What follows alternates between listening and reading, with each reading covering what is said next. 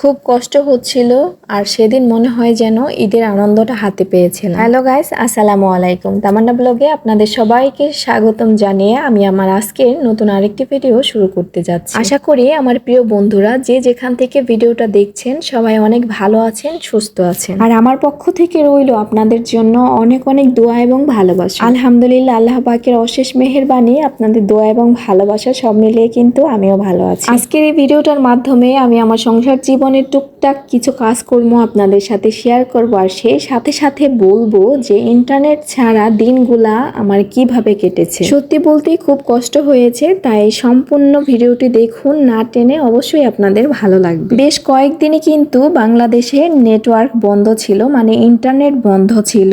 আর যেহেতু এখন স্মার্টফোনের যুগ, প্রত্যেকটা ঘরে ঘরে প্রত্যেকটা মানুষের কাছেই কিন্তু আছে এখন স্মার্টফোন। প্রত্যেকটা ঘরের মধ্যে একের চেয়ে বেশি একাধিক স্মার্টফোন এখন ব্যবহার করা হয়। আর এই ইন্টারনেট আসার পরে কিন্তু বেশিরভাগ মানুষই আমরা কাজকর্ম শেষ করে মোবাইলের মাধ্যমেই টাইম পাস করি নানা রকম বিনোদন নিয়ে। আর তার মধ্যে দিন ছিল ইন্টারনেট অফ। আর ইন্টারনেট অফ থাকার কারণে যেটা ভালো হয়েছে আমি সেটা বলবো আর কি, মানে পরিবারের সবাই মিলে খুব সুন্দর একটা টাইম পাস করা হয়েছে, খুব সুন্দর একটা বন্ডিং তৈরি হয়েছে বাচ্চাদের সাথে, আমাদের সাথে। আর যেহেতু শিক্ষা প্রতিষ্ঠানগুলোও বন্ধ হয়ে গিয়েছে, তো তারাও বাসায় ছিল, আমরাও বাসায় আছি। কাজকর্ম শেষ করে একসাথে বসে পরিবারের মানে অধিকাংশ মানুষই একসাথে বসে গল্প করেছি, আড্ডা দিয়েছি। আশেপাশের যে মানুষজন আছে সবার ওইখানে গিয়েছি, তারা এসেছে।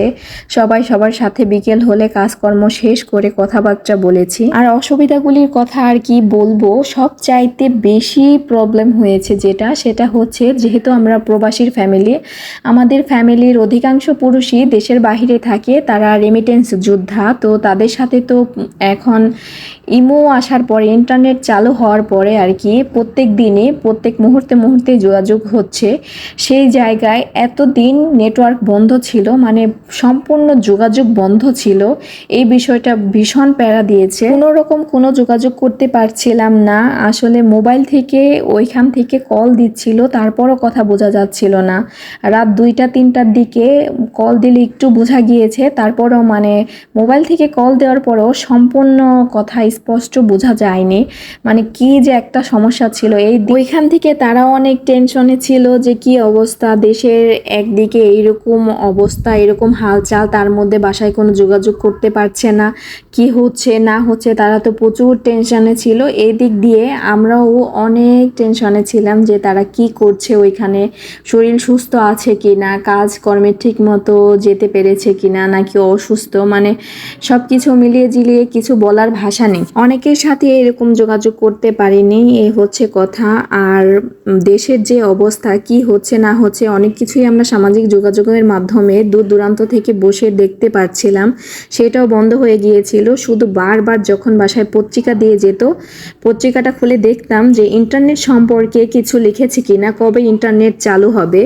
তারপরে হচ্ছে যেহেতু সবাই মোবাইল আসক্ত, মানে মোবাইলের মাধ্যমে ইউটিউবে সব কিছু দেখছে, তো টিভিতে বাসায় ডিশ লাগানো ছিল, কিন্তু কিছুদিন আগে মানে অনেক বৃষ্টি হয়েছিল, ওই কারেন্টের ডিশের যে তারটা আছে সেটার মধ্যে কি যেন একটা প্রবলেম হয়েছিল। আর যখন নাকি ইন্টারনেট ছিল তখন ওই টিভির তত একটা বেশি প্রয়োজন পড়েনি, যেহেতু ইন্টারনেট বন্ধ হয়ে গিয়েছে। তখন দ্রুত তাকে কল দিয়ে, মানে যে ভাইয়াটা এই ডিশ লাগিয়ে দিয়েছে তাকে দ্রুত কল দিয়ে এনে তারপরে হচ্ছে এটাকে ঠিক করার পরে টিভি ছেড়ে যে কখন কি হচ্ছে একটু খোঁজ খবর জানার জন্য, যে দেশের অবস্থা কি, বর্তমানে কন্ডিশন কি দেশের, তারপরে হচ্ছে কখন মোবাইলে ইন্টারনেট পাওয়া যাবে, এটা দেখছিলাম। মানে চাতক পাখির মতো কাজ চাচ্ছিলাম। আর তার মধ্যে আপনাদের সবাইকে অনেক বেশি মিস করছিলাম, যেহেতু আপনারাও আমার একটি পরিবার, তো সবাইকে প্রচুর বেশি মিস করেছি। জানি না আপনারা কেউ আমাকে মিস করেছেন কিনা, কিন্তু আমার অনেক বেশি আপনাদের কথা মনে পড়েছে। আর সময় যেন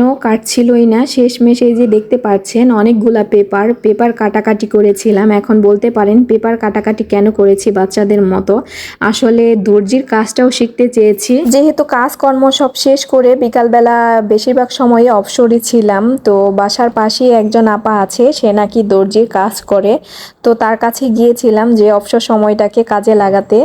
যাই হোক, এভাবে সব কিছু মিলিয়ে ঝিলিয়ে আর কি কেটে গিয়েছে দিনগুলো। হয়তো বা এখন ঠিক ওইভাবে বলতে পারছি না সেম সময়টা, মানে সেম টাইমটা যেভাবে গিয়েছে। প্রত্যেক দিনই দেখা যেত আমি শ্বশুর বাড়িতেই ছিলাম, ইন্টারনেট যখন অফ ছিল, তো আমার মা প্রত্যেক দিনই কল দিতেন একবার দুইবার করে মোবাইল থেকে, কিন্তু তারপরও কেন যেন মনে হতো দমটা বন্ধ হয়ে আসছে। যেহেতু বললাম না প্রবাসীর ফ্যামিলি, প্রবাস থেকে কারোই ফোন আসছিল না, পুরুষ মানুষদেরকে কেমন আছে না আছে। কিন্তু সব মিলিয়ে ঝিলে যেদিন নাকি হঠাৎ করে মাগরিবের নামাজ শেষ করে আমরা সবাই একসাথে বসেছিলাম, তখন ইমোর মধ্যে সাউন্ড বেজে উঠলো। তখনই এত ভালো লাগছিল, সবার মনে হচ্ছিল যেন ঈদের আনন্দ ফিরে পেয়েছি। বাচ্চারা জোরে চিৎকার দিচ্ছিল, আমাদেরও ভীষণ আনন্দ লাগছিল। তো আসলে এইভাবেই কেটে গেল দিনগুলো। আর আমার আজকের ভিডিওটা এই পর্যন্তই। সবাই ভালো থাকবেন, সুস্থ থাকবেন। আবার নতুন একটি ভিডিও নিয়ে হাজির হয়ে যাবো ইনশাল্লাহ। আল্লাহ হাফেজ।